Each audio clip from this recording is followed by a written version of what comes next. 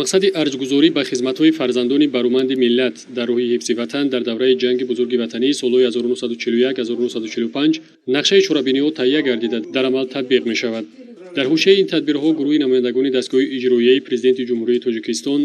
ва намояндагони мақомоти иҷроияи ҳокимияти давлатии ноҳияи Сино дар солгарди навбатии таҷлили рӯзи ғалаба дар ҷанги бузурги ватанӣ ба айёдати иштирокчиёни ин ҷабҳаи нангуномус рафтанд. дар рафти айёдат ва ҳолпурсии иштирокчиёни ҷанги бузурги ватании солҳои 1941-1945 намояндагони дастгоҳи иҷроияи президенти ҷумҳурии Тоҷикистон, мақомоти иҷроияи ҳокимияти давлатии шаҳри Душанбе ва ноҳияи Сино бевосита аз шароити зисту зиндагӣ ва мушкилоти онҳо пурсон шуда, дар ҳушаи дастуру супоришҳои бевоситаи пешвои миллат ва раиси шаҳри Душанбе баҳри ҳаллу фасли саривақтии дархосту пешниҳодҳояшон изҳори омодагӣ намуданд.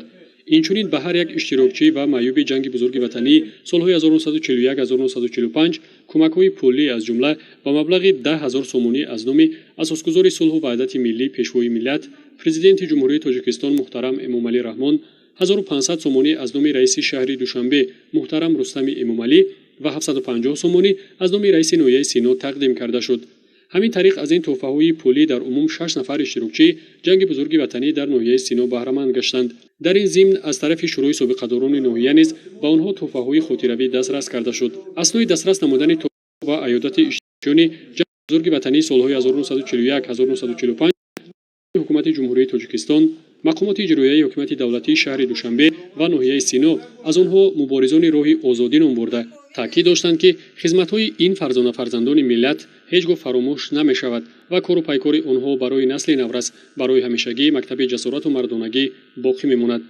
иштирокчиёни ҷанги бузурги ватанӣ ҳам дар навбати худ ба пешвои миллат муҳтарам Эмомалӣ Раҳмон ва раиси шаҳри Душанбе муҳтарам Рустами Эмомалӣ ҷиҳати дастгирию ғамхориҳо ва таваҷҷӯҳи хосу пайваста нисбат ба иштирокчиёну собиқадорони ҷангу меҳнат, ятимону бепарасторон бо самимияти беандоза ва эҳтироми хоса изҳори хушнудӣ ва миннатдорӣ намуда баҳри ободию пешрафти бештари мамлакат дуои нек доданд. ба муносибати ҷашни 76-мин солгарди рӯзи ғалаба бо ташаббуси пешвои муаззами миллат муҳтарам Эмомалӣ Раҳмон ва ғамхориҳои пайвастаи раиси шаҳри Душанбе муҳтарам Рустами Эмомалӣ, кӯмаки пулӣ якдаҳфина аз ҷониби раисони ноҳияҳои шаҳри Душанбе ба иштирокчиёни ҷанги бузурги ватании солҳои 1941-1945 дар ноҳияҳои Фирдавсӣ ва Шоҳмансури пойтахт расонида шуд. бояд зикр намуд ки вобаста ба амри президенти ҷумҳурии Тоҷикистон аз 28 апрели соли ҷорӣ ба ҳар як иштирокчии ҷанги бузурги ватании солҳои 1941-1945 ба маблағи 10 000 сомонӣ аз ҷониби сарвари давлат,